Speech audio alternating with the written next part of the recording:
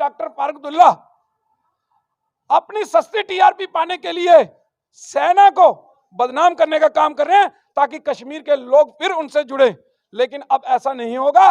कश्मीर के अंदर परिस्थितियां अब बदल चुकी हैं। अब लोग समझने लग गए हैं कि ये सभी जो हैं उन लोगों का समर्थन करते हैं जो जेल की सलाखों के पीछे हैं। डॉक्टर फारूक अब्दुल्ला हमेशा सुर्खियों में बने रहते हैं, शायद उन्हें सुर्खियां जो है वो चाहिए। यहाँ बात करते हैं हमेशा चर्चाओं में रहने वाले डॉक्टर फारूक अब्दुल्ला ने कल जिस तरह से 5 दिसंबर थी वो दिन अहम था, क्योंकि एनसी के जो प्रेसिडेंट है वो भी एक बार फिर से चुने गए हैं। लेकिन इसके साथ साथ उन्होंने एक कंट्रोवर्शियल स्टेटमेंट दिया जिसमें उन्होंने आर्मी के ऊपर बहुत सारे सवाल उठा दिए। और बात करते हैं ये वही आर्मी है जिनकी वजह से हम अपने घरों पर चैन की नींद सोते हैं और जिनकी वजह से हम संतुष्ट होकर कि हमारा कोई कुछ नहीं बिगाड़ सकता, दुश्मन की बुरी नजरों से हम बचे रहेंगे, तो उन पर भी आज सवालात उठाए। लेकिन राकेश बजरंगी जी हैं जिन्होंने एक प्रदर्शन भी किया और बात करते हैं कि आफ्टर ऑल इन सब स्टेटमेंट्स पर काफी ज्यादा बात करते हैं। क्या लगता है कि जिस आर्मी की वजह से हम चैन की सांस लेते हैं, चैन की नींद सोते हैं, डॉक्टर फारूक अब्दुल्ला ने तो उन्हें भी नहीं बख्शा। देखिए, आर्मी जो है जिसको सेना हमारा मान है, सेना हमारा सम्मान है।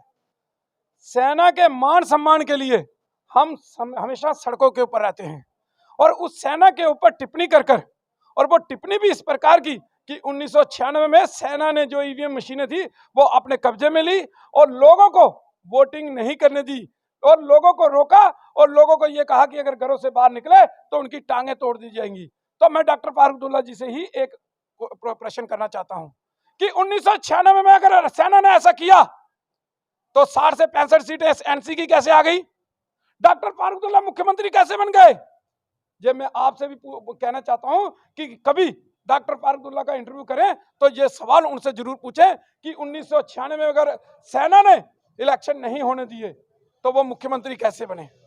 दूसरी बात, देश के अंदर किसी भी राज्य के अंदर सेना को इलेक्शन के अंदर इस्तेमाल नहीं किया जाता और इसकी करने की इजाजत भी जो है वो नहीं होती।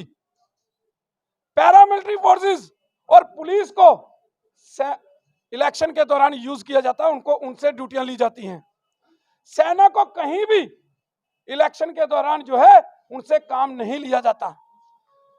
तो डॉक्टर फारूक अब्दुल्ला ने जो इस प्रकार की टिप्पणी की है वो हमारी सेना के मनोबल को गिराने का काम, हमारी सेना को बदनाम करने का काम और हमारे देश को विश्व पटल के ऊपर बदनाम करने का काम जो है डॉक्टर फारूक अब्दुल्ला ने किया है, जिसको पूरा देश कभी सहन नहीं करेगा।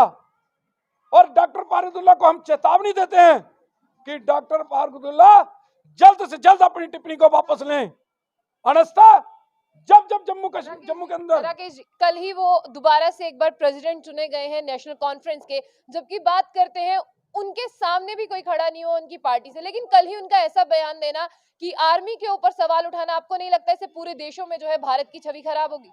देखिए, पूरे विश्व के अंदर भारत की छवि को खराब करने का काम और यह बताना कि कश्मीर विवादित है, इस प्रकार की टिप्पणी कर उन्होंने हमारे देश का जो है विश्व पटल के अंदर बदनाम करने का काम किया है। आपने कहा कि कश्मीर विवादित है, कश्मीर फाइल्स को लेकर अभी तक जो है वो चर्चाएं चल रही हैं।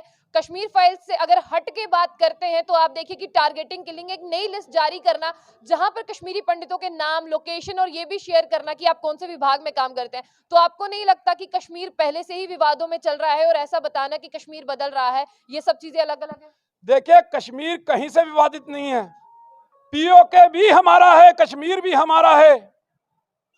पीओके धोखे से पाकिस्तान जो है वो कब्जा करके बैठा है, जिसको हम जल्द वापस लेने वाले हैं। लेकिन लगातार ऐसे नेता, चाहे वो महबूबा मुफ्ती हो चाहे वो फारूक अब्दुल्ला हो, महबूबा मुफ्ती तो कहती है 370 सूद समेत वापस भी आएगा और जो अभी तक भुगता इंटरेस्ट के साथ हम वापस लेंगे। देखिए, ये दोनों नेता हमेशा सेना के ऊपर सवाल खड़े करते रहे हैं, केवल अपने डूबते जहाज को बचाने के लिए, क्योंकि इनकी दोनों की पार्टियां जो हैं वो डूबता जहाज बन चुकी हैं। कई नेता इनके छोड़ के चल गए। आपने देखा कि एनसी जम्मू के अंदर खत्म, बड़े बड़े कद्दावर नेता जो एनसी का वजूद बनाए हुए थे जम्मू प्रोविंस के अंदर, आज एनसी को जम्मू के अंदर कोई पूछने वाला नहीं है। आपको क्या लगता है कि मजबूत कौन सी मतलब पार्टी है पॉलिटिक्स में? देखिए, वो तो इलेक्शन के अंदर पता चलेगा कि मजबूत कौन सी है, वो लोग बताएंगे कि मजबूत कौन सी है और कमजोर कौन सी है। लेकिन जिस प्रकार से एनसी के नेता, आप अपना अनुभव इस्तेमाल करके बता सकते हैं कि मजबूत कौन सी पार्टी है? देखिए वो आने वाले समय में पता चलेगा, वो आप सभी मीडिया वाले जान सकते हैं, क्योंकि आप इंटरव्यू करते रहते हैं कि मजबूत कौन सी पार्टी है, क्योंकि लोग जो हैं वो क्या करेंगे कोई पता नहीं। लेकिन कश्मीर के अंदर जिस प्रकार से डॉक्टर फारूक अब्दुल्ला अपनी सस्ती टीआरपी पाने के लिए सेना को बदनाम करने का काम कर रहे हैं ताकि कश्मीर के लोग फिर उनसे जुड़े, लेकिन अब ऐसा नहीं होगा। कश्मीर के अंदर स्थितियां परिस्थितियां अब बदल चुकी हैं। अब लोग समझने लग गए हैं कि ये सभी जो हैं उन लोगों का समर्थन करते हैं जो जेल की सलाखों के पीछे हैं, जो जेलों के अंदर देशद्रोही केसों के अंदर पत्थरबाज जो हैं, जो आतंकवादियों का समर्थन करते हैं, वो जेल के अंदर है और ये लोग उनका समर्थन करते हैं। ये कतई भी उनके हित की बात नहीं करेंगे, ये केवल अपनी राजनीति की बात करेंगे, अपनी कुर्सी की बात करेंगे। लेकिन अब मैं एक चीज और आपके चैनल के माध्यम से कहूंगा कि डॉक्टर फारूक अब्दुल्ला अपनी टिप्पणी को जल्द से जल्द वापस लें, सेना से माफी मांगे, अन्यथा उनका गिराव जो है वो जम्मू के अंदर जब आएंगे तभी किया जाएगा, उनके दफ्तर का घेराव किया जाएगा। उनका जो इक्का दुक्का नेता जो है वो जम्मू के अंदर बचा है, उनके घरों का भी जो है वो घेराव किया जाएगा।